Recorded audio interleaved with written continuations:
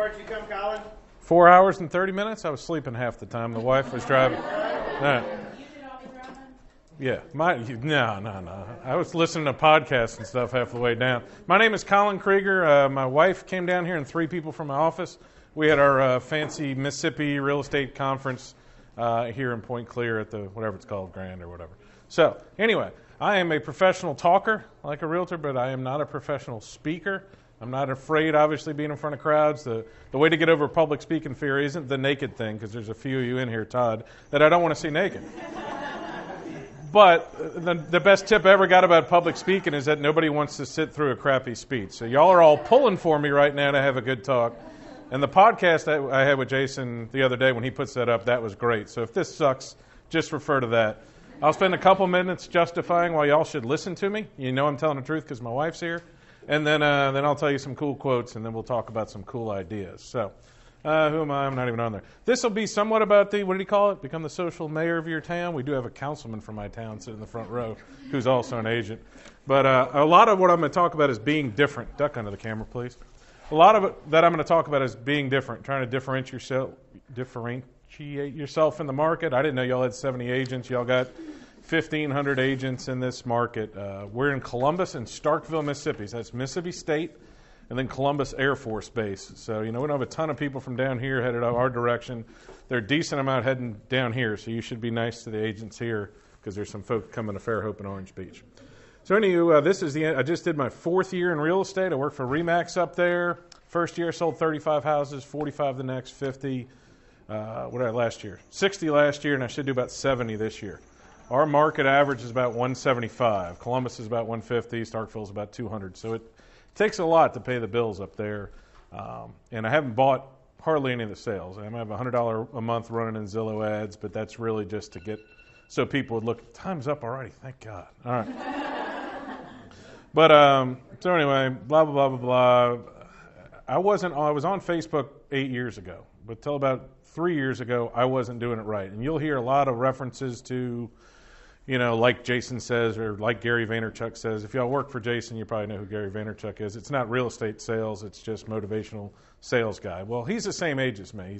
He's older than Jason, but he's the same age as me. And it was something I related to, which is when he said, you need to become the social mayor of your town. And he was talking about originally social media and social, that there's a difference. Like, guys, Tom Hopkins, legendary sales trainer, y'all have to get out of the house. You have to get out of the office if you're going to sell something. This is where sales start, but it's not where sales happen. People have to meet you. They have to know who you are. And when you're talking about social media, the important part is to document it, to let people know. Like, quit trying to think you have to write a good article about something. Just put anything out there. Like, even if you don't love Facebook or whatever. We'll get to that. Here's my big rules in life and in here. Don't say maybe when you mean no. Don't volunteer for something. Don't join that board. Don't take that list, and don't take that crazy-ass buyer around if you don't want to. I know it's hard when you're starving in the beginning and stuff. When I didn't have a closing for 98 days when I started in real estate, but I had 30 listings.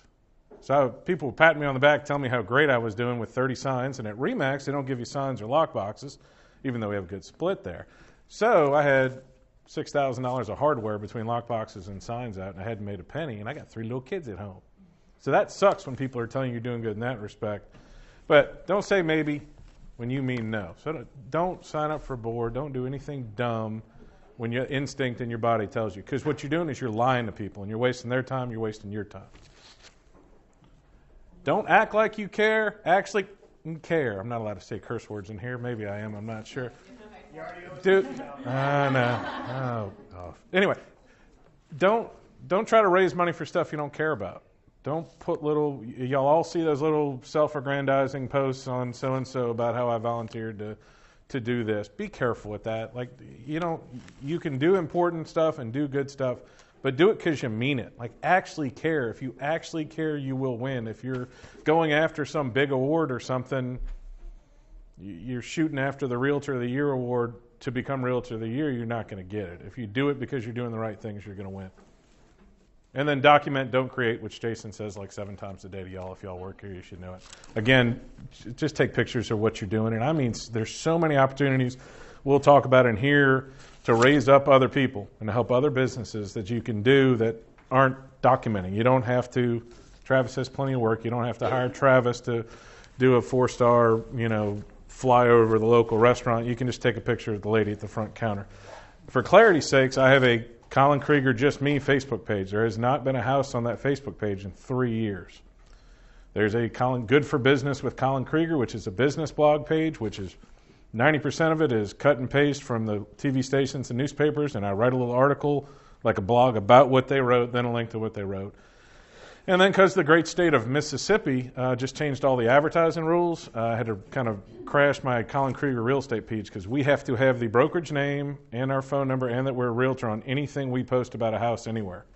And you can share it from there, which means the page has to be called Colin Krieger, Remax Partners, 329 sold. It's my cheeseball cell phone number and my license plate. And my website. So, but our name can't be bigger than the brokerage name anywhere in Mississippi. So I threw away thousands of dollars worth of merchandise. Sorry, honey, the kids will eat next week. And I'll show you when we're going to start on the getting yourself to be a little different. If y'all can pass around these business cards because they're currently illegal in the state of Mississippi now. I don't need you to call me. Those are the cheapest cards I have. Just because I'm throwing them away, y'all can look at them. My picture's not on there. I didn't put my high school glamour shot picture on there because when I went to the realtor office and looked at all 300 and something cards that they had there, every single one had a picture on it. Nobody said what they did. Nobody had anything about social media. A couple people did. So I just figured I'd be different. Now, my normal cards are a lot thicker than that. And I could tell people, hey, you feel guilty when you throw it away. And I never win any freaking drawings when you have the thick cards, so I got the slightly thinner ones. Because when all the other agents, like we're at some agent event, and they pick a business card, they know it's my card, and they're like, and they put it down. So, but I won a prize last night, so I was happy about that. So we talked about where sales happen. I'm going to go back to my little sheet here. Quit trying to automate everything, guys. And I'm going to jump around on topics here. I don't know if they're on our top topic headings. A lot of people are out there listening to podcasts or watching videos or studying, trying to make it easier. It isn't easy. Anybody in here been a realtor less than 3 months? Anybody? Okay. Y'all all know it. It ain't easy. Quit trying to make every single thing easy. Like when y'all call a hotline or put up an app or ask somebody a question on Facebook or Twitter or email and it auto responds to you, but you know it's a computer or they text you back and you can tell it's fake, that sucks. You can automate drip campaigns and all that stuff, but if you've got anybody looking to buy, sell, or list in the next 6 weeks, call them yourself. Go visit them yourself. Get it done. Hold on. Social media. Talking about being an expert. Be an expert.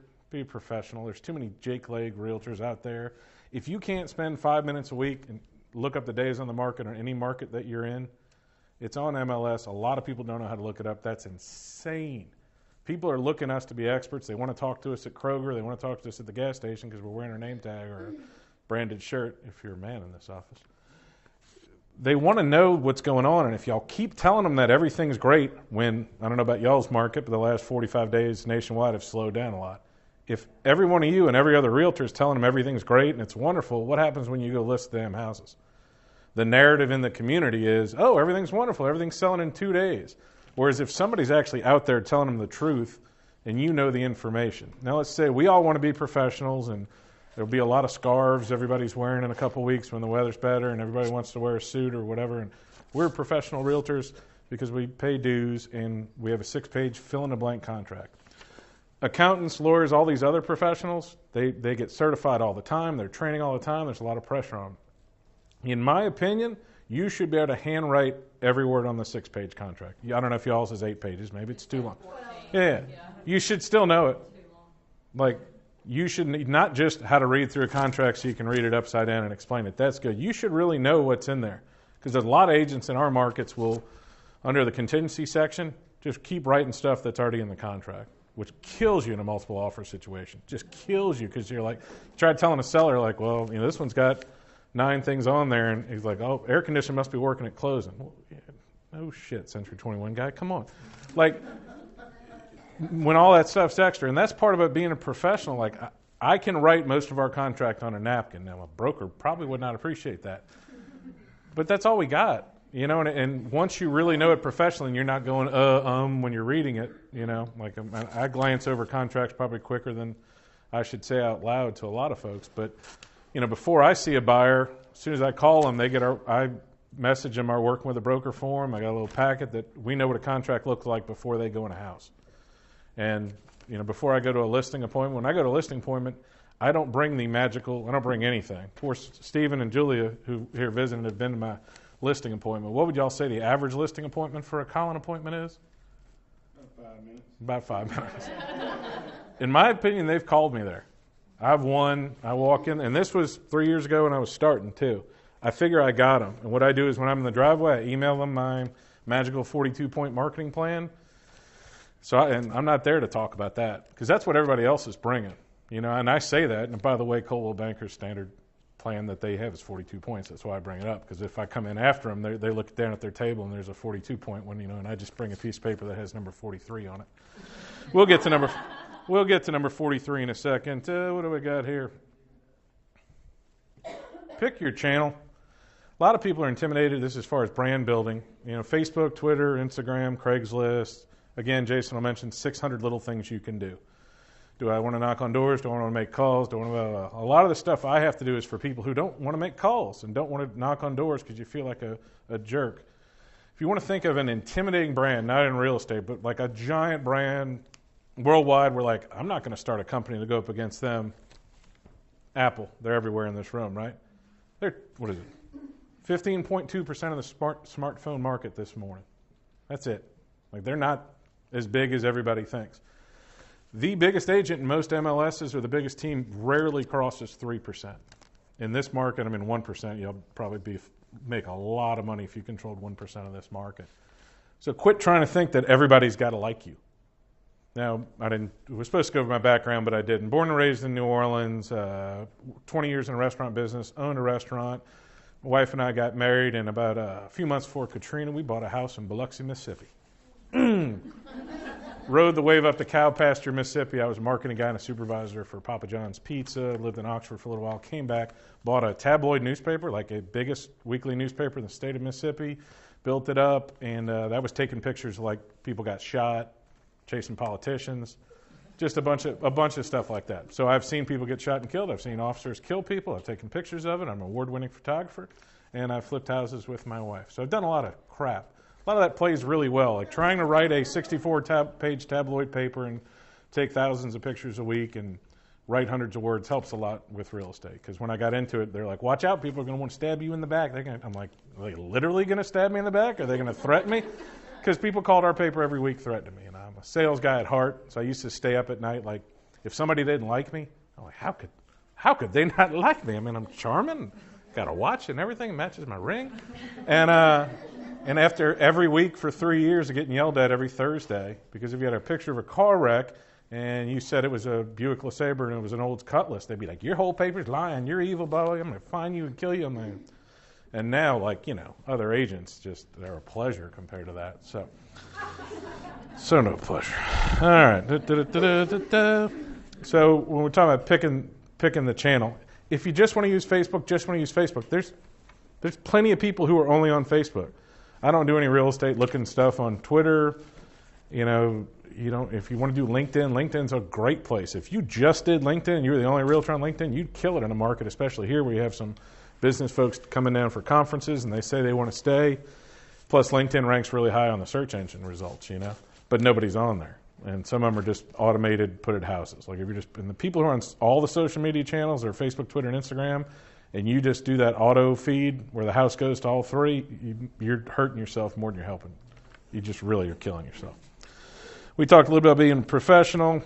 The most famous line in sales actually came from Lou Holtz. Is that Lou Holtz, Notre Dame's coach? Y'all know him from South Carolina's coach. This is all people want to know when they meet you. Can I trust you? Are you good at what you do? And do you care about me? That's it. And that's what you can build on social media is the trust. When they see that you're a real person. Anybody been on Facebook or Instagram in the last 24 hours? How many of your friends tried to sell you makeup or flowers or candles and shit? We just have more expensive candles. That's it. And so if we overload them with that, they're not going to love us. We're just as bothersome as anybody else, probably worse because our industry has a horrible, horrible reputation. And the way to combat that is to be different, to stand out a little. All right, now we're going to get cool stuff. Efficiency. be efficient when you go places. Let's see, we skipped all that. None of that matters. Okay. For sale by owners and expired, I built my business at the beginning from expired. It took 3.5 weeks for the great state of Mississippi to get my license back from when I took the test. So I spent that 3.5 weeks watching every video I could watch, reading every real estate book I could watch. Could read, no audio books. And more importantly, going back through the MLS. We weren't hooked up to RedX or anything at that time. And going through and finding every expired going back 7 years. And then I went back and looked on Zillow and found for sale by owners that it had been on and dropped off because, of course, they don't delete them from there. So the difference between me and the way to stand out, in my opinion, to be different from other agents, anybody here call expireds ever? Y'all thought about it or you read about it one time, and it's cool. And we're going to start seeing more here. Like my wife, she might like or dislike that January 1st is my favorite day of the year because all the listings go away. And I hate when I'm on vacation and it's the first of a month because everybody makes their listings expire. In this market this size, you've got to have some hawks who are calling every single expired listing. And if they have balls, they're calling at 7:30. And if they're professional, they're calling at 8:30 if you wait too long. And by that time, that person's already mad. In our market, by 7:30, I've already been to their house. I've already sent them a message on Facebook. I've sent their daughter a message on Facebook. And when I go to their house, I don't know if y'all have a FedEx store, UPS store here? Anybody? Yeah. Go to them. They have these little envelopes that are there. They're overnight envelopes. People open that shit. If you put your your one piece of paper that I do that says, "Hey, I'd really like to list your house. Sorry, it didn't sell." If you put that on their doorstep at 7:30 in the morning, first of all, some people are going to come out. Some people are going to be like, "Can I help you?" Or a neighbor's going to come out, which is even better. If I think they're a candidate for coming out, by the way, I know that some houses are vacant. Some of the stuff down here is a little different. But find out if they have a second house in town, go to the other house and bring it there. But it's still good to leave it on their porch because somebody's watching their house. Everything is branding. So if you did that, I have had people 3 years later like, you left a note on my door to so-and-so, blah, blah, blah. We sold that house. I'm like, yeah, I saw it get listed. Like, well, my daughter's selling her house now. And I know you hustle because you were at my door at 7 in the morning. You're going to win. Anybody over 40 sees that or sees me in their driveway at 7 in the morning, you got it. Like, you're done. You have that listing. Like, you don't have to talk. You don't have to do anything else. An important thing to do there, and y'all should be adept enough at the tax cards or whatever systems y'all use, that when I park in front and I see some movement there or neighbors, I'm pulling 6, 7 addresses, looking at the tax card, last name's right there. If one of them rings a bell, that's cool. I might look them up on Facebook. Then I run the immediate comps on your app. Now, we don't want to tell our clients it only takes 2 minutes to do that. But grand total 5 minutes. Usually somebody comes to my car in that 5 minutes.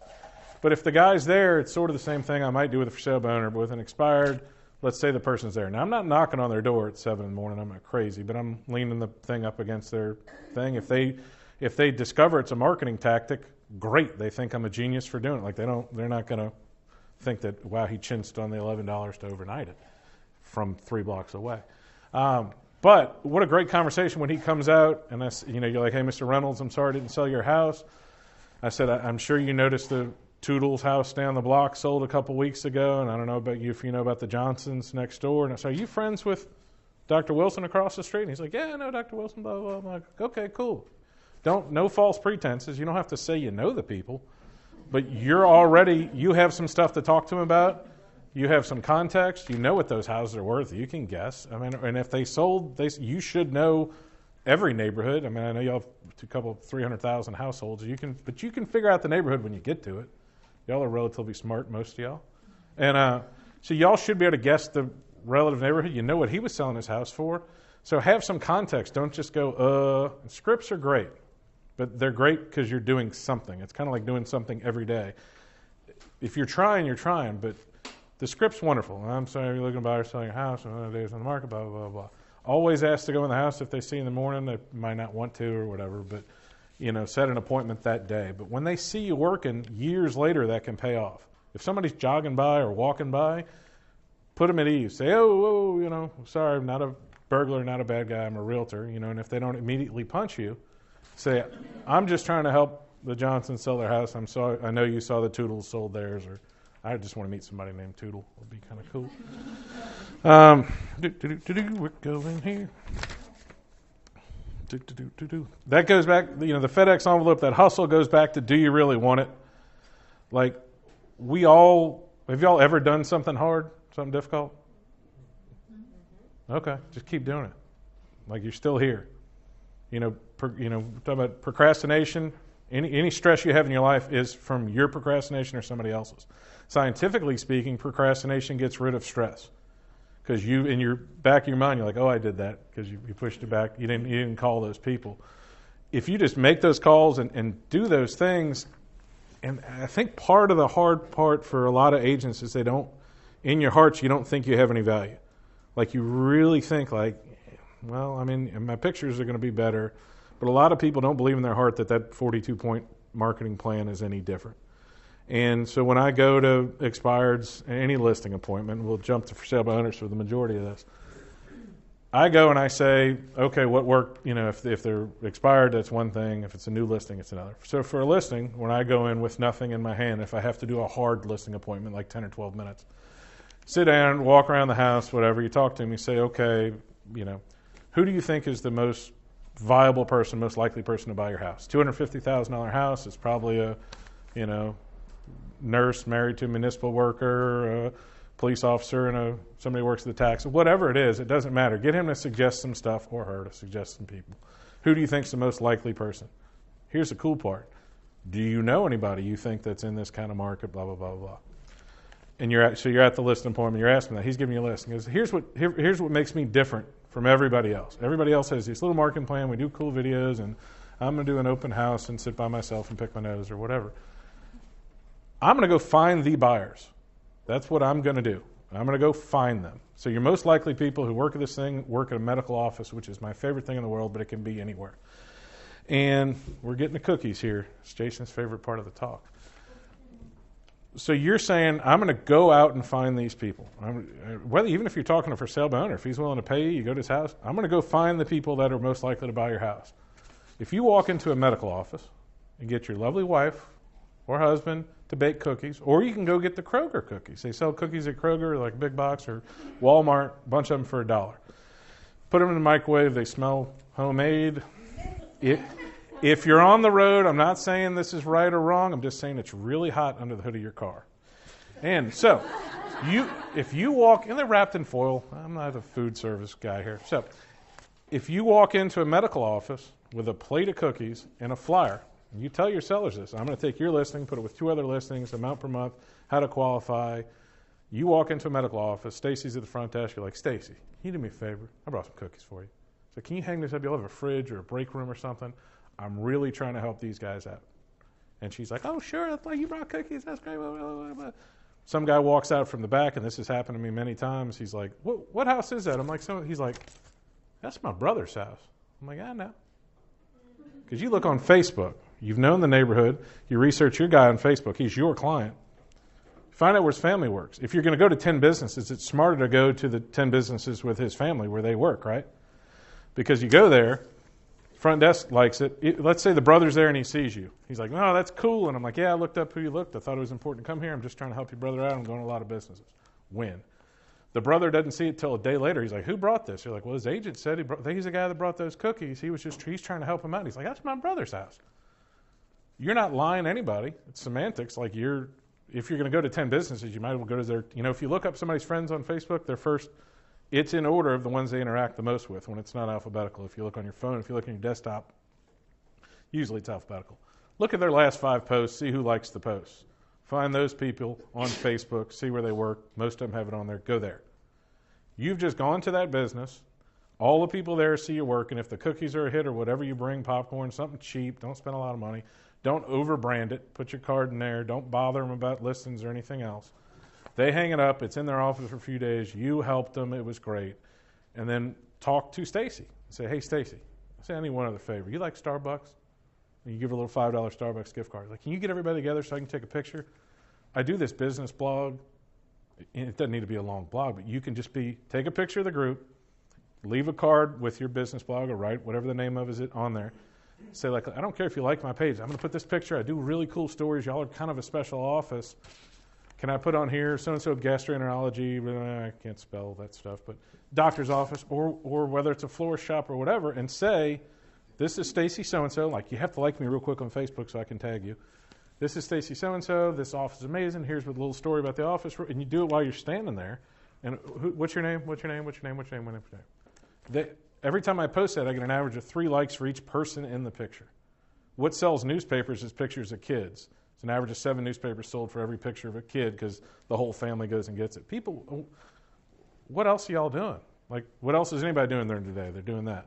And if we're sitting here having lunch and you could take your 3 listings or take everybody's listing from the office, if y'all share, and just put 3 on there. Not all of them in a boring form. Make a cute little flyer, put the amount per month on there.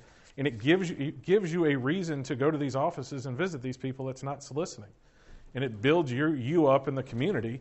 And then when you put the Facebook post on there about how cool it is on your business blog, you can share that on your personal page and be like, hey, I met everybody. I don't know if you know who they're the best in the world. And nobody's going to be like, they suck, And then you've done that. Now, if you want the double benefit, the golden nugget there is instead of buying the Starbucks gift card, go to the new coffee shop here or the new pizza place or the new whatever and say, hey, Juva Juice, what's a small coffee cup? Will you give me, I do this business blog. Now, I have people who give me, Buffalo Wild Wings will give me 200 free orders of wings at a time because they know the value that it brings. I'll say, hey, I'll give you $300 for $500 worth of gift cards because they know they're not going to get redeemed. And I said, by the way, I do this business blog.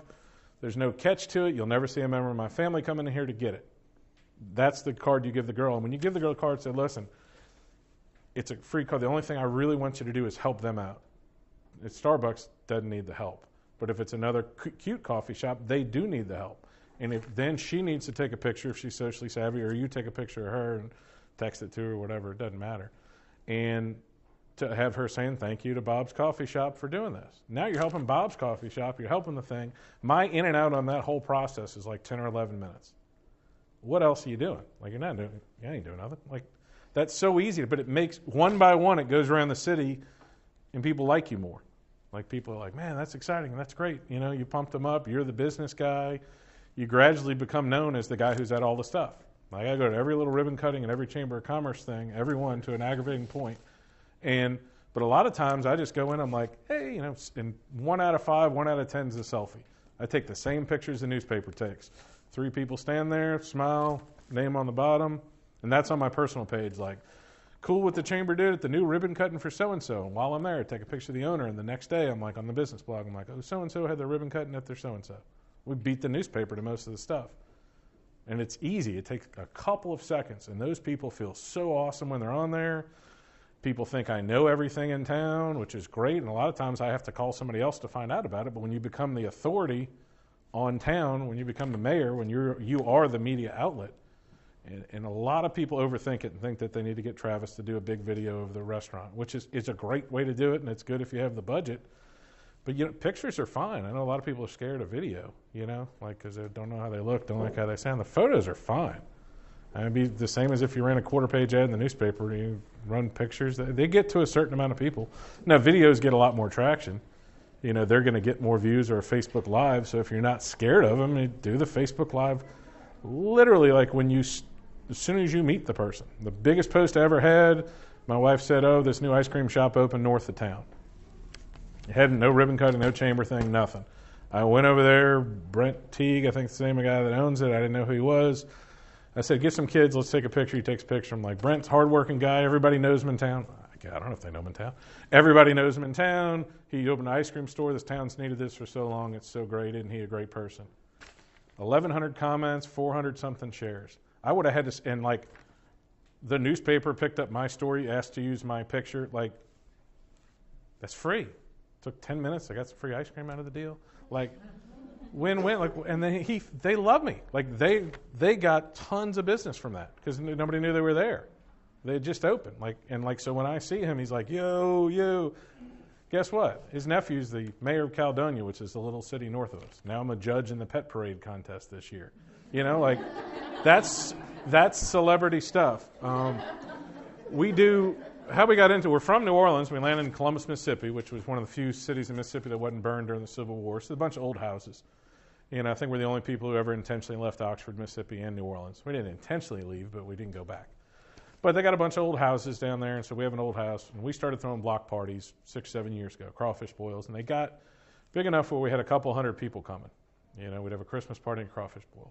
And so anyway, real quick. So now they are sponsored events. Some of them have left our house raising $4,000 or $5,000. I was doing a billboard. My phone number is 329 sold. Pretty cheesy. But it works for a certain amount of people, old folks in town who remember 329 is the main extension. It's easy. Got it transferred to cell phone, piece of cake. So I do a 329 sold billboard because we have a guy in town called Bill. He's a bankruptcy attorney, and his thing is 329 Bill, and his face is on it. He's in an old jacket, his old dude like this. And it says, too many bills, call Bill.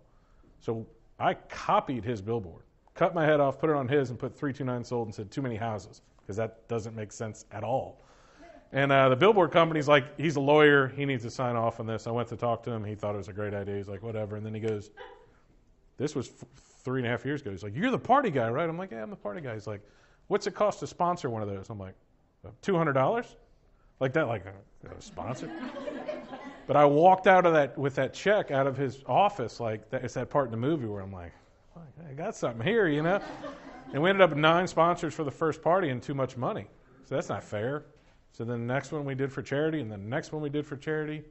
I have a little book later, but now we average about 30 sponsors for each event. Now you want to talk about liking small businesses? When people ask y'all to sponsor the cancer walk or the relay walk or whatever, they want $150, $200 to put your blurry damn logo on a blurry damn T-shirt way at the bottom where nobody sees it, you know, and a 5K race. Usually my sponsorships are 50 or 100 or 75 or 150, somewhere in there. Small businesses can afford it. After the event is over, so I'll sell 20 or 30 of those. That gets $2,000. People donate money when they come to the party. They're for charities.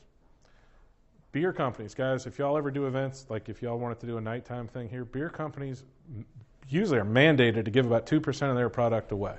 Guess what else they have? They have banner print machines at every beer company. If you're doing a nonprofit event, and once the beer companies trust you and know that you just don't want free beer, you got a graphic designer and a banner person. So all of my events have 2 big 4x8, 4x12 banners, professional looking. These guys, small local businesses, get their logos on there. Who do they like? Because I got a small sponsorship. I thank them on Facebook. Other people thank them on Facebook. They get recognition at the event. We write them a note afterwards. We make the nonprofit who benefited from it write them a note afterwards. And then I call them afterwards. And sometime in 3 months, I go to their office and take a picture and say how amazing they are. Well, now I'm turning down events. People want me to be a hype man for their event. For something that started purely in our backyard to do the right thing, to do the good thing. And it isn't Colin Krieger at Remax presents, Christmas party. I pay for the sponsorship like everybody else. We run them while we were at the Mississippi Realtor thing yesterday. We had a car wreck in town where 2 pretty well-known young men, one that was supposed to get married this weekend, one with 3 kids, both passed away. And we just did an event that raised $5,000 Sunday, which was that for? The Art Council. My wife's on the Arts Council, I'm sorry. We did Oktoberfest for the Arts Council, Sunday afternoon party, raised $5,000. That's cool. We did something good. We drank some beer. It's cool. So he's like, all right, we got to do this party in 2 weeks. We've already got the network set up with the beer, and other people fight to donate food. I'm like, cool, Saints game's at 3, so let's start the party early, and that's it. We know. The musicians are fighting to volunteer to play there for free. You become the cool high school kid in your class. Now, you don't have to throw parties. It takes some work. You got to get used to it. You don't want to overcommit yourself. You don't have to worry about catering. But it built into that from something in our backyard. Client events. There's 100 ideas for client events, but people just don't do them. And they including our boss at our office, orders $20 a person catering and puts flowers everywhere and does all this cool stuff. Whereas if you just invited some of your clients to a backyard party at your house or in the parking lot behind here, people would be the bank's fighting to give you food today. I would assume an office y'all size with learning curve y'all have, they're fighting. And they bring you food for a client event. You could probably have 3 banks do it. Beer company would love to be at a public spot like this with a banner in front of the building and we can do it next week if you want. They're dying. They have a mandate. The Coke company also has a mandate to give away product as long as it's for a nonprofit. So, cookies. What is this 1 or 1:30 event, Jason? You're good. Okay, for sale by owners. I love them. I saved myself a thing on Zillow where I get them. Now, I go there and I don't try to sell them. I don't try to list them. I actually try to help them. I provide some value to them. So when Joe Blow for sale by owner pops up on Zillow, I call him the second I see it. I say, hey, look, you want to work with an agent? And he's like, oh, I hate agents, y'all. But I'm like, I don't like most agents either. They suck. And I said, but some people change their own oil. Some people do their own taxes. Heck, I fix my own toilets. He's like, I'm a master plumber. Like, in the venom in his voice, I'm like, yeah, I'm a realtor, and I know you're a plumber because I looked it up. I spent the 11 seconds that nobody else calling him is going to do to find out what he does for a living, and find his family on Facebook. And when you put it in that relative sense like that he's making the same argument you would. You might get that listing, but he's going to remember you. And so I just say, hey, if they're willing to work with an agent just on the buyer side, can I come over?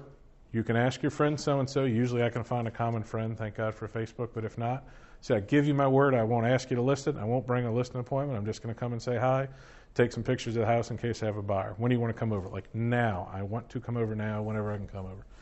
Go over to the guy's house. Let him give you the tour. Tell you he's proud of it. Don't ask any leading questions. Don't try to get the damn listing. Like, do not. Like, try to help the guy.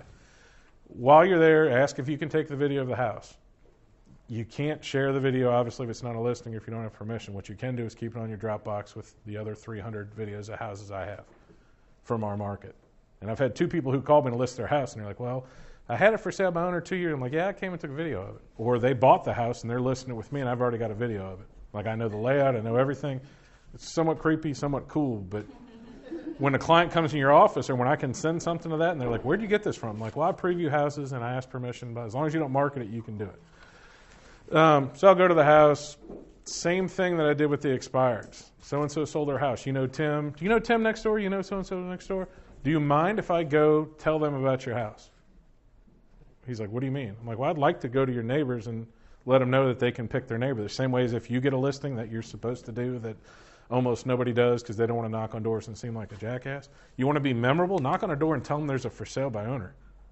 They're like, aren't you a realtor? I'm like, well, I don't represent them. You probably want to pick your neighbor. I'd want to pick my neighbor. Can you think of anybody who you'd want to be your neighbor? Would you mind telling them about me? They're like, for Bob's house. I'm like, yeah. Are you his agent? I'm like, no, I'm trying to help him. You can, some people differ on this. You got to be real careful in Mississippi about taking his listing to the offices like the other places. You want to knock. Now here, I already saw it on Zillow. There's an open house Saturday here in town. Or for sale by owner. If I had already done that first contact or not, like you're out of town, you don't have time to do it, whatever, I got to get in front of them right away as soon as they list it. Because I'll give them the 10 ways to improve their house, and we have a property condition disclosure form that's on the state website. It's got to be public, that thing. I give it to them because they're going to need it if somebody has a mortgage. I'm not going to give them comps or a contract or help them. But that actually helps them. You say, hey, anything that's, this house is going to get, anybody buys it with a mortgage, they're going to need this. You're welcome. And he's staring at you, waiting for you to go into your cheese ball listing appointment. And you're like, all right, man, thanks. And I put him on a little drip thing, and I check in with him in a week or 2 to see if he sold his house. I let him know anytime a house sells. But I've just used him, and I've walk out of his door and go to every neighbor's house. Like, Bob's house for sale. If none of those people like you, list you, or anything, they know why. They're like, you're the hardest working realtor. You're doing all this. It's a beautiful day today. You haven't done anything. Anyway, open house. For sale by owner is doing an open house. If you've had contact with them, it's easier. But if you haven't, if you look on Zillow today and somebody's having a for sale by owner, go to Dollar General and get them some water, some cookies, and some chips, and a little sheet with open house tips that I keep in the trunk of my car. They're never going to stop talking about you because we're supposed to advertise for sale by owner 5 days ahead of time. They wait. If you do that, even if they sell their house. Like they're going to be confused. You've disarmed them. They're not mad at you. You're actually helping them. If you get to be buddies, you can say, look, if people come in and they don't like your house, can I ask you for a favor? Give them my card. 2 reasons. If they don't like your house, it helps me. I've been helping you, right? Yeah. Number 2, I might be able to talk them into your house. You might be able to. You probably can't, but you might be able to. And then you've got a buyer lead for nothing, for the chips and cookies. You've helped that guy. My best referral source, even though he's an incredible pain in the butt, that I'm not going to name, Warren Edwards is his name. He bought a for sale by owner. I showed houses to this jackwagon. I'm being filmed. Sorry, Warren. For like a year, every other weekend when I was starting. Then he found a for sale by owner. He did the right thing. He called me first. I called him. I hate realtors. I gave him my spiel. He's like, I still hate realtors. I'm like, but the house was priced too low. And I drove by the house. I said, listen, Warren, I can't give you any more advice. Here's where you can talk to this attorney. He'll write it up, but feel free to do it. I appreciate you. Please still come to my parties, even though you're a pain in the ass. And he did. And then when he closed, I called him and said, by the way, dude, if you can mention my name to somebody. And he's like, oh, this girl Autumn's doing so-and-so. And this girl Autumn worked for the beer company. She's provided the banners. She bought a house. Her aunt's looking for a house now. Her husband works at a wine store. That's right. Those connections all count. They all count from Warren. He's had 3 of his friends buy houses from me because he is just like, this dude is for sale owner. He didn't try to talk me out of it. I have the lake house I have now is from him. Like, he works at a doctor's office. He told the doctor, you need to list your 2 houses. He's got 2 houses for sale. He gave them to me both. No questions asked. Easy listing appointment. That's the first time I went to a listing appointment where somebody handed me the keys before I went in the house. Like, that's cool. That's what a real referral is. Like, you're done. Like, I want you to list my house. Like, cool, I got it. So, trying to think of what else we had to talk about here. For sale by owners, expired. Talked about cookies. Man, I was thinking of something brilliant while I was in the middle of there. Cookie. Any questions real quick while I'm thinking of this? When you, a big part of your listing presentation is that, correct me if I'm wrong, but you find buyers. Yes. You can look somebody in the eye, Mr. and Mrs. Silver, and say, I'm going to find your buyer. Yeah. Or that may be a personal challenge that you have internally. But how do you do that? Is it your cookie program? Is it going around in businesses? How are you finding these buyers for yourself? It's not saying that I'm going to sell the house. It's saying I don't collect listings for fun. There's no attaboy for the 19 listings I have right now are sweating me to death. They're not pressuring me. I feel pressure. They all know that I have anxious agent syndrome because I haven't painted a house in 3 weeks. Like, shaking hands, scared to death. I'm a failure at this. You can hear it in my voice. I don't know what the hell I'm doing wrong because I haven't painted a house in 3 weeks. And I'm like, man, I don't know what the hell I'm doing. But with buyers, I want the listing. That's always the cliche question. Like, why didn't you sell my house when it was for sale? That's a great question, Karen. It's, whatever you respond. Great question, Karen. I get most of my buyers when I have listings like this, Speaking of expireds, one of the best listing I ever got was an expired in late January of 2000, would have been 15, whatever. It was an expired listing. It was the only one on the thing that day. Now, the best thing I ever do is tell my wife what I'm supposed to do that day, and she goes, hey, jackwagon is a polite word I'll use. Did you go to that house? And I'm like, no, I didn't. It was in my mom's neighborhood on Crescent Cove. Her name's Adair Walker. Steven's ears are perking up because he knows who she is right now. Adair Walker listed that house on Crescent Cove with me. Loved it, sold it. She had it listed for $189. I said, she's a widow, recently widowed. I said, it's not selling for $189. Now, I didn't know what I was talking about, but I was there at 7 in the morning on an expired listing because the next day, because my wife, I had a full listing packet with it. She did it. She signed it there. The house sold in a week for $158, which is where it should have been priced. 2 months later, 2 of her friends called me on the same day to list houses. 2 months after that, she listed her rental house on Daddle Drive and then told me, hey, I'm moving down to Pensacola. She moved down here, bought a $400,000 house on referral, and then bought her son a $130,000 house. January 1st of this year, she calls me and says, I have 7 rental houses I need to sell in Columbus. Now, they're all $10,000 to $80,000 rental houses. So Stephen helped me with them because he's a machine on foreclosures and really, really cheap houses, unfortunately. And we sold 6 of the 7 within a couple of weeks because she priced them right because she trusted me. She told me, put whatever you want on the contract for those prices. And then she listed her $280,000 house, and her friend listed a house in West Point from one meeting because I was different. After she got that listing packet, she got like 10 calls and 4 other letters over the next 2 or 3 days from agents, but it was too late. Like, I won. And, you asked a question about buyers. I didn't really answer that completely. I'm not telling them I'm going to sell their house because price, condition, location, if they don't do it right, it's just not going to happen. Our market's a little slower than everybody else. We're, right at 140, 150 days right now. But I want to go find the buyers. What are you doing all day? If you don't like calling people, that's the easiest thing to do is walk around town, handing out cookies and taking pictures of people is a great way to live.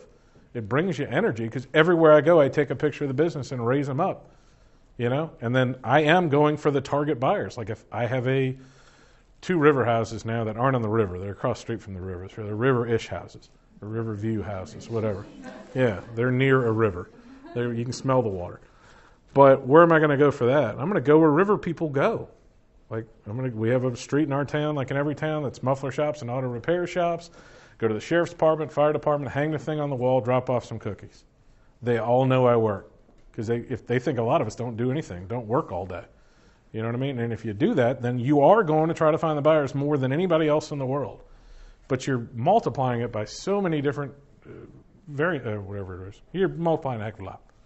You're going out there and you're taking that listing, and then you're meeting office after office of people. You're not soliciting. You get a free pass to go in there any way you want. You're meeting human beings. You're showing them that you're working. You're providing them value. You're helping them. You really are helping. You're creating buyer and seller leads. And then eventually the people at those offices will be like, well, I don't know any realtors, but that Colin Krieger guy comes here every month or so and drops off something, and I see him on the Facebook all the time, and he makes people feel good. Like, I am looking for the buyer. I want to know, like, if it's $400,000 buyer, I want to talk to the doctor. I can go to, that's cool to go to the attorney's office and be like, hey, I want to drop this off. You may know somebody in the so-and-so, or if you know anybody getting divorced and they need a new house, it'd be cool. And you can go to those attorney offices 20 times with cookies and stuff. The front desk girl is the one you need because she knows when stuff's coming in and out. She controls that. And so if you get that, then you're golden because she knows who you are. And even if they have a best friend in the real estate business, when the question comes up in public, like, a lot of times they ask the front desk person, who should I list? They just went and talked about getting a divorce. I don't know what to do about the house. And she's like, well, this guy comes in here all the time, and he's always trying to sell houses. He's got people think I have like 200 listings. That's the coolest part because I'm putting stuff, it's on, I don't put it on my personal Facebook page. I put it on the groups. I may or may not have started 2 for sale groups in our area. No accusations here, but you can do that. If you want a top secret tip I talked to Jason about, and it came from one of your talks, but I actually did it, is you can create a little private group. Says this is a private Facebook group. I'm looking for cash investors up to 100,000. Please only sign up in here for cash or well financed. I have access to deals that nobody else does. I'm working on it. And then create another Facebook group with paid ads that says, I need people who want to sell their houses under 100,000 to cash investors who want to sell quick. And people will sign up for the group to see and you've just created the group that the other person needs. And you run the group. You know what I mean? Like, it's your group. Like, you just want. The important thing here is just of your talk today, and of course the podcast from Wednesday, is just how simple these strategies are. And most of the stuff you're talking about is very sweat equity, not check equity based. But you said your brand is in everything that you do. So I'm thinking about that. I'm just letting that marinate a little bit. And I guess what you do determines how well your brand is known or unknown. And then in your market, you said this on the podcast, that you're known kind of as the guy that gets things done, gets the job done. Yeah, and people consistently, you'll see it on my Facebook page, somebody actually made a mock-up from, it's like third time it's happened last year. People have made, he has to hear it all the time because he's actually a politician, that people think I'm running for mayor or should run for mayor. And I never told anybody 3 years ago, anybody, including my wife. My wife is often surprised by things that I do. I'd never told anybody that I wanted to be the social mayor of the town. I've never used the word mayor on any post I ever did. But when we had an air show and they were out doing cloud writing, like that, somebody made a little cartoon and put it all over Facebook and got like 1,000 likes that said Colin for mayor on there. And they think I want to run. That's great that they think I want to run for mayor or call me with events. That's part of my don't say maybe when you mean no. And they're like, hey, you want to help us with our fun run? I'm like, you get one meeting. I don't go to boards more than once. I said, you got to tell it to me, and if y'all don't do the work, I will disappear on you. And then I tell them, here's where you get free beer, here's where you get free ice, here's where you get free banners. I don't go get gift cards. I don't do anything. I don't do that part of it. I just help. And I'll buy a sponsorship like everybody else once you show that you can work, and here's an event that's free, and this guy's been bugging me to cater one of them, and then all of a sudden I've helped their organization. And then I'm like, hey, do you want to get on TV? They're like, yeah. I'm like, well, I can get you on TV twice in the next 45 days because the TV station loves me because their logo gets on all the events. Like, the TV and newspaper loves people who call them for stuff that's not a giant check presentation. Like, if you meet the business reporter here and start giving them tips about local businesses open, like you're walking down the street and it says open or someone says 100 years old, and you just text them like, hey, Mary from the paper, I know you don't know me. get in touch with them and say, hey, I've got this person here. Because y'all hear about it. I wasn't in here earlier. Somebody was talking about the seafood guy has bought this piece of land and doing something. Well, crap. Like, you're the media company. Write about it. Like, I know that stuff. A lot of times I read it in the paper and put it out before the paper does and get way more hits. Like, our mall is going up for bankruptcy auction. And the mall's gonna be fine. Don't worry about us. We'll be okay. But the mall's fine. But they put the newspaper puts for Sunday. They put the stories up online at 10 o'clock Saturday night. So I shared it immediately. I wrote a little article in front of it with some context. I put it on my things like that. My stuff, they can track it on their end. Now, 2 years before, in 2016. The Dispatch, which is in our town, maybe 200,000 readers all around. I was the number one lead source for 4 of their top 10 stories on their website at the end of the year. So when some kid is jumping through a sprinkler at a county fair, which kid shows up in the paper? Like, my kid's in the paper. And when I have an event, they cover my dang events because I tip them off the real estate news stories all the time. And they're like, oh, tell me about it. I'm like, no, you need to call this agent. Just please tell the agent I told you to call. And then Robert Red or that other agent gets in the paper bragging about he sold his property. And then he writes me a note like, dude, thanks for telling him that. I never would have thought of that. That's so cool. And plus it helps them control the narrative. If Domino's is for sale and I tell the newspaper about it, everybody thinks Domino's is going out of business. And then they can call the agent. And the agent's like, no, look, they're trying to find a tenant. Here's the money. He gets free advertising. And the newspaper's trained to tell him. Colin told me. Colin said, you're the man. You're awesome. Like, I've done pictures with agents from other offices saying how great their house is, or how I'm like, Brandon Shaw, this other kid who's kicking everybody's butt. I'm like, this kid's hustling, blah, blah, blah. He's the best in business.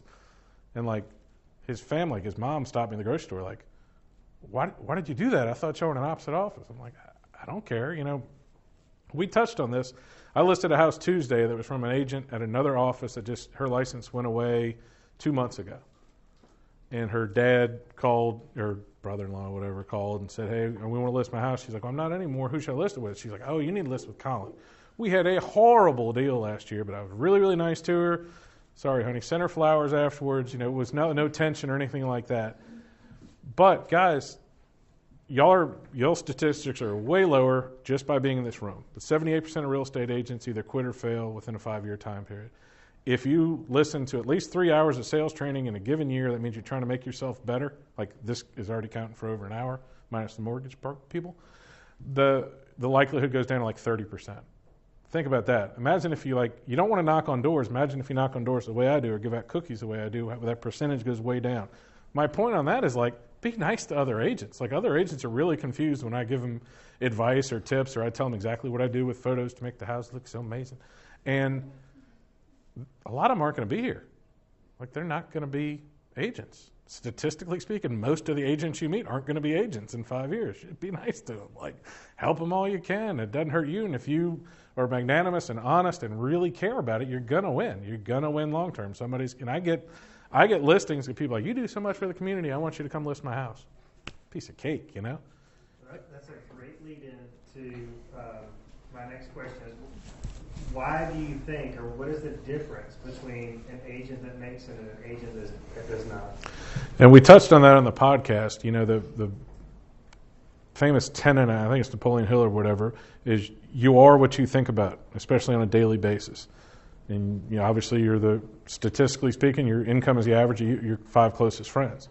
So Dad told you not to hang out with losers, don't hang out with losers.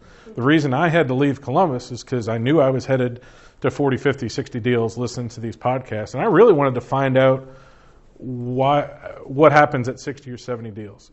Usually the agents are lying, saying that they're single agents and they're doing more. They really are. A lot of them are teams, and I'm filling 300 houses. Well, you and like 10 other people are. Like, there's this problem with the industry where they throw up these big numbers and they're not true, and you can't learn anything from people like that because they're coming from a position of dishonesty, in my opinion. And they're only talking to other agents, so I don't know what my GCI is because it doesn't matter. I don't get that gross commission. I get a check. So I know it's like 0.2 times that house. That's what I actually get. So I have no idea. I'd have to go backwards to figure out my GCI. It doesn't matter to me because it's not real. The number of houses, the number of lives I touch, I have to, in my mind, sell 50 houses to keep my kids in Catholic school and go on vacations in the middle of a hurricane. I have to. It's my standard. It doesn't have to be your standard. Don't let people dictate your work-life balance. I have a friend who was a financial advisor guy who dropped off the dang grid, started a beard wax company, no joke, a beard wax company, invested in a candle store, opened up a little church next to our soccer complex, and just travels around the country selling beard wax, and he's doing pretty good. And he's on the side, hanging off the side of a mountain, and they're homeschooling their kids and all kind of stuff like that.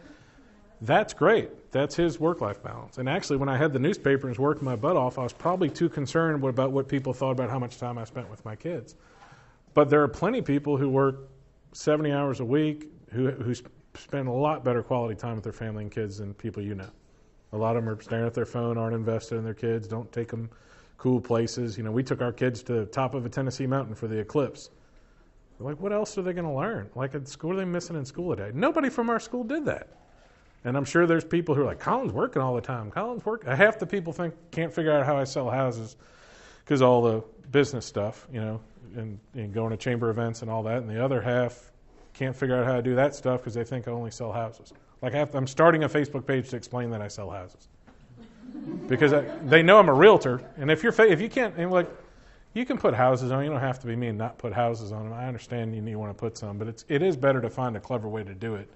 I have silly signs that I'll put. Like, I put a probably not haunted sign on a house because the house wasn't selling. Now, it got over 1 million shares. It was on the funny real estate blog or whatever. The house didn't sell because of that. I had a sign last week that a house that's on the interstate, not kind of on the where that flagpole is across the street is where the porch is. Been at 7-8 months. It's a $250,000 house. It's $179 because it's got a crazy driveway and it's on the interstate. And I'm like, it's time. I texted her. She's like, go for it. There's a big 5x10 sign that says close to everything, facing the interstate. Lots of Facebook shares, but it hadn't sold. But I told her it'll probably help me more than it'll help you. It's helped me not having a filter. Like, I don't ask people permission to do stuff because I don't really have a boss in our business, So it's helped me a lot. And other stuff, I've run up the flagpole and nobody cared. And my poor wife, 2 years ago, they canceled the big burger bash that we had in town that was supposed to have all these content. They canceled it because not enough people did it on a Sunday. And so Tuesday, she calls me like around 1 o'clock. Now, I know the newspaper gets to our house around 1 o'clock. And she's like, hey, what's going on? I'm like, what's happening, honey? What's going on? It's like reading the front page of the paper today. I'm like, oh, it's she goes, says we're having a burger bash at our house on Sunday? I'm like, yeah, I didn't mention it. Anyway, I'm calling leads. I got to go. But we had it that week, and it was fine. And it was all right. So, yeah. What's your idea of a productive day? We were talking about how, and I say this sometimes, I haven't said it in a while, about if you had a TV camera following you around and for a day, and your family was going to see that video clip at the end of the day, would they be proud of what they see? Yeah. And you said something different. You're like, no, but if they were sitting next to you. Yeah, if they were sitting next to you and watching. That's how I operate in my office. When they came and I think Marty opened a ransomware thing on her computer, and the network guy came and reran our network cables. And he's like, I got to get on your computer for a second. He's like, I'm not going to hunt through it. I'm like, it's cool. And he clicked on. He's like, you've only been on 11 websites. It's like, I'm diligent a worker, man. Whoa.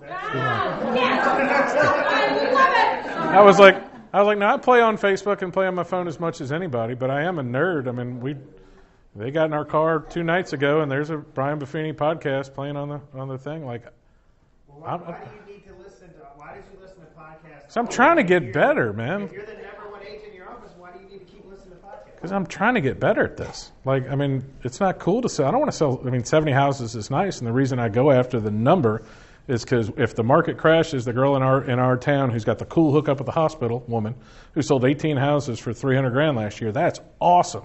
Market crashes, they're toast.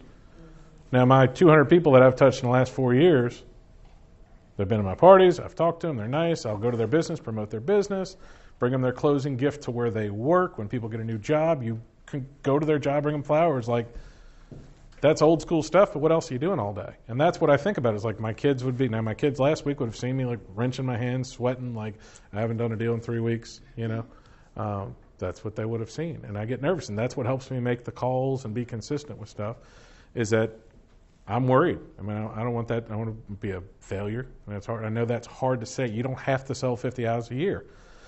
I mean, it'd probably be phenomenal down here to sell 50 houses a year. It's okay. There's other people. Steven sells that many houses. I mean, there's other people doing it in our market. No, I don't.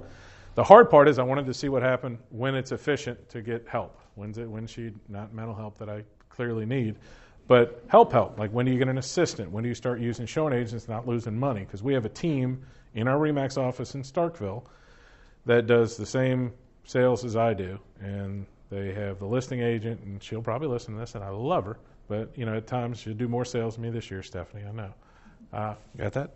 But I mean, it's her and a showing agent and an intern and a full-time employee, and somebody puts out signs. Now, she's recently gotten real deep into Tom Ferry stuff, and she started cleaning it up. But I mean, like 2 years ago, I just went over there. I'm like, what? Not that they're not working. Because I know plenty of people who sell 10 houses a year who are like, how do you do all that stuff? I'm like, well, I'm actually working. And I'm not mocking people. They're fine. If you want to sell 10 houses a year, there's nothing wrong with it. Do it right, though. Do it well, and you'll get more.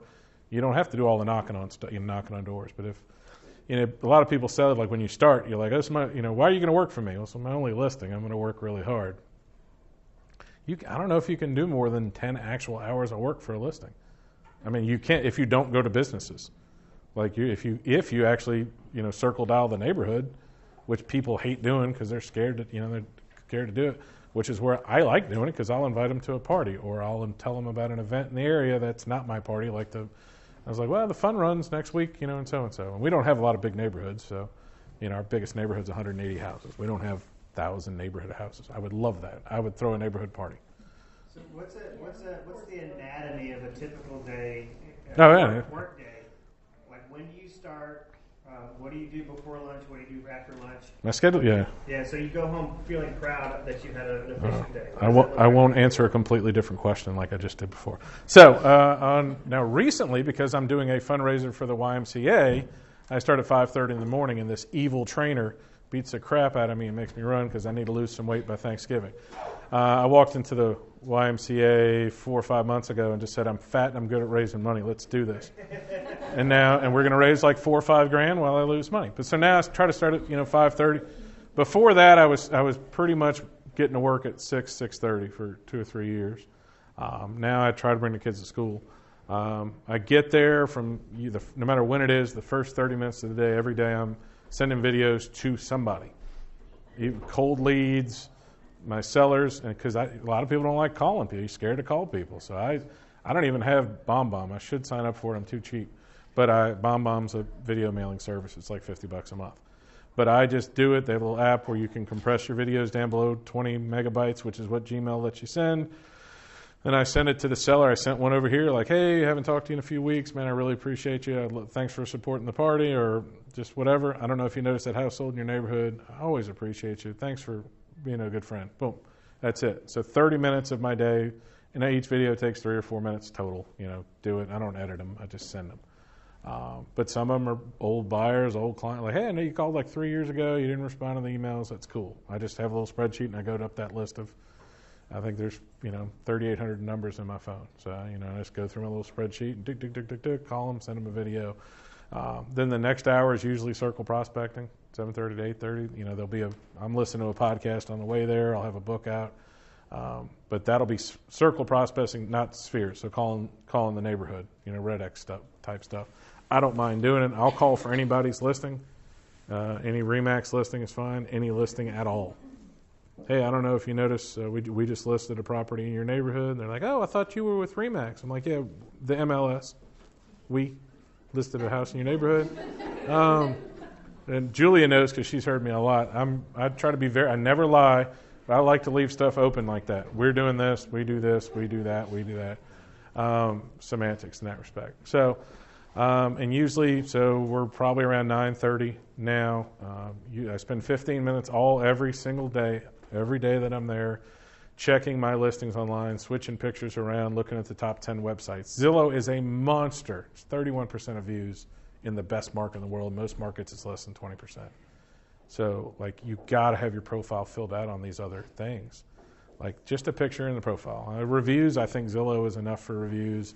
We don't have a big Yelp presence in our area. Y'all probably have a bigger one here. But those are little bitty things that, if you look on the back of my business card, there's 30 websites on there. I have a piece of paper that has 110. By the way, almost every MLS in the country feeds their stuff automatically to all those sites. Take credit for it. Your house is going to be marketed and put the little, spend a graphic designer $50 or the office can do it and y'all can share it. We advertise on all of these sites because HubSpot or whatever y'all send it through your MLS sends them to all the spots. Nobody ever hits that link to go see. I did. Then I went through one by one, put my cute picture on there, copied one of my 3 different profiles, put it on there. Well, you got to go update them also, otherwise you'll have your glamour shot picture in there. You'll say that you sold 2 houses last year instead of 10. But when all those are done, I've had people call me. Like I had somebody call me from Redfin. Redfin doesn't do anything in Mississippi. But my profile's on there. The guy's from New York, and he's like, I can't find any listings in Mississippi. I'm like, well, Redfin does not have Mississippi at all. And he's like, well, you're the only agent on there. I'm like, well, I'm the only agent in Mississippi, sir. And and he was looking in another town, but I referred it out. Like I got that because I had my profile filled out on what is in functionality the 200th biggest real estate website in Mississippi. You can do all that in 2 hours. Like today, you can do every website you can find. Make sure your picture, your name, and your phone number is correct on there, and the hours that you're open is super important on Facebook and Google. But other agents ask me, why do you tell me everything? I'm like, you're not going to do it. I'm like, you don't need to do all the crap I don't do all the stuff I want to do. 10:30 usually to 11:15 is buyers. I switch over to them, look at the buyers list, and I'll go way back. 800 people who've reached out to me on Zillow, and I'll just keep sending them videos and stuff. If you email them or text them, you're harassing them for the most part. But if you text them a video, great header that I lost from going to a conference that wasn't about real estate, just to see Vaynerchuk. It was about software-assisted sales. A guy on there said, have I lost you? It's the best email you can send to a buyer. Have I lost you in the header? Have I lost you? That's it. And if you send them a video, say, here's a video note, where it looks like I lost you. It's sorry, I've lost you. Oh, my goodness. That's close to the can you do me a favor line. You got to be a little careful if you can do me a favor because some big services have started using that, like AT&T, and asking for a review or whatever. But have I lost you is great. And then sincerely say, hey, man, I've been trying. I just want you to know I'm here when you need me. Said I know things happen. I know the credit didn't work out when we did the app thing, but I just wanted you to know I'm thinking about you. That's it. Like I'm being honest. I'm being real. 11 to 1, I gotta go shake babies and kiss hands. Is that right? Shake babies? Yeah, that's right. I gotta get out in public. Like I have to, and that's usually when to around that time is cookie delivery type time. And I've already emailed every agent in the world, so they're going to call me back and email me at lunch. And I'm not going to answer that. So when I get back from lunch, I reply to all the other agents' emails, whatever paperwork I have to do. And then, 1:30 to 3 is back on calling people.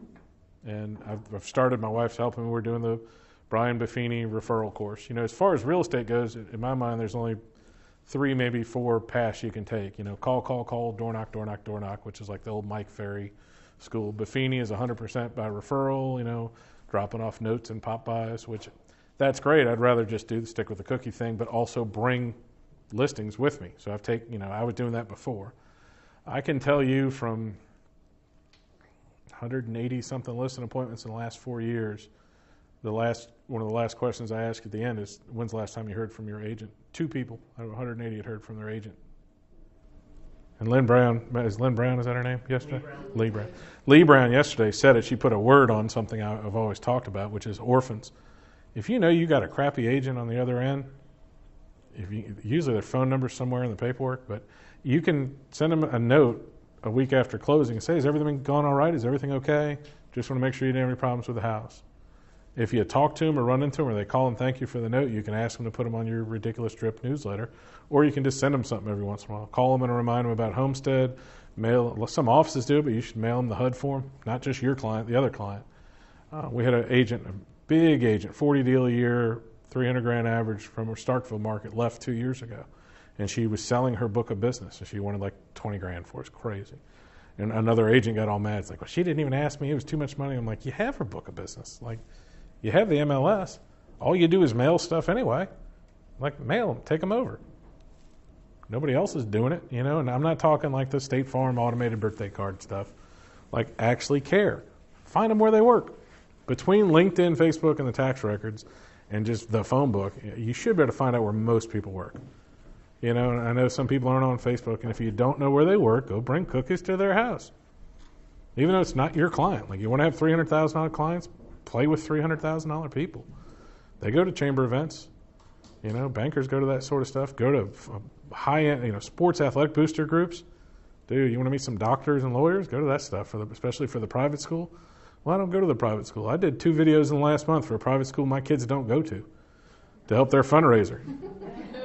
You want to know why? It's the most expensive private school in our area. And when my kids go there, I know I just said their most expensive school. My kids go there in 3 years, a year and a half out, I'll start sponsoring everything. But I did a video for their fundraiser. I am the auctioneer at our kids' fundraiser in 2 weeks, and I haven't done the video for that yet. I don't know how to be an auctioneer, but they asked me, so I said yes. But, like, that's there. Like, why not help them? You want to help those people? Goodness gracious. Go to a local, not Alexander Shinarana. We have a mutual client, so I'm pretty happy with Shinarana. Great billboards. I actually want to be the billboard for Halloween. Go to this. Yeah, I know. I have the dimensions and I have the file from Lamar if you want to do it, because we had to shrink it down. I'm serious. I just don't like dressing up. What are we talking about? Billboards. All right, so go to the second nearest attorney who spends money. Like, we have a guy, Shane Tompkins, friend of mine. He buys billboards, but not as much as Sharon. He'd love some more market share. You know he has money, and he'd be the guy that you need to support charitable events because he's got money, right? Go to his office. Say, look, I need some tips of what, maybe not the best example, what to do if you get a DUI. What do? You pull over? Do you shut up? Do you do? What if you get hurt at work? Will you do those tips? Because he should be doing that as a commercial anyway. You know what I mean? Or the little old lady at the bakery around the corner. What are some tips on how to make a great cookie? What are you doing anyway? It doesn't need to be professional. And you're not on camera. He is. And it doesn't have to be about houses. Like, we think everybody wants to know about how to paint their house and how to fix their house. That stuff's fine on your YouTube video and on your thing, but I mean, everybody has an automated email that talks about lead-based paint or whatever. It'd be much cooler if it was something. I don't know. What are they building back here? Do y'all know? They're just accessing the building over here. They're building a retail over here. I mean, that's all I see now. And when you look and you have a position of opportunity, a position of helping other people, and that's your daily thing. When I had the newspaper, if somebody came back from something and told me about it and didn't have a photo, they were fired. Because what are you doing? And in this day and age, my poor wife I've snapped on her unfairly, and she's like, I drove by this for sale by owner. I'm like, where's the picture of the sign so I can call them? Like, don't tell me about something. That's all people want to know is about local news. I mean, Kavanaugh's appointed. They're going to be mad about that for another year. Everybody is. Dude, you drip some happy news in the middle of all that stuff, like I did. Like, here's a judge you can like. Scott Gloom, blah, blah, blah, blah, blah, blah, blah. And the local judge, people looked at that. Here's a judge. He's a friend of mine, so-and-so. Kerry Jordan's running for judge. Thanks for sponsoring Oktoberfest, blah, blah, blah. Because I saw her on the street. Like, the reason my wife's on the Arts Council, we're doing the big gala in February, blah, blah, blah. This old guy's crossing the street. Somebody stopped a car and got out of the car and thanked him and helped him cross the street. When he got to the street, another guy told him, you're the best influence on me. He went in the house, and he'd been Santa at one of our Christmas parties. And going like, man, people really love this dude. So he's going to be the honoree at our arts gala, Larry Feeney, because everybody loves him. And if y'all have that guy who might be the me of this town who's around like, hey, we came to the podcast in the wonderful basement the other day. They were having a council meeting across the street. And if you're leaving here the next time that council meeting, go over there, shake the hand of every councilman, take a picture of one of them.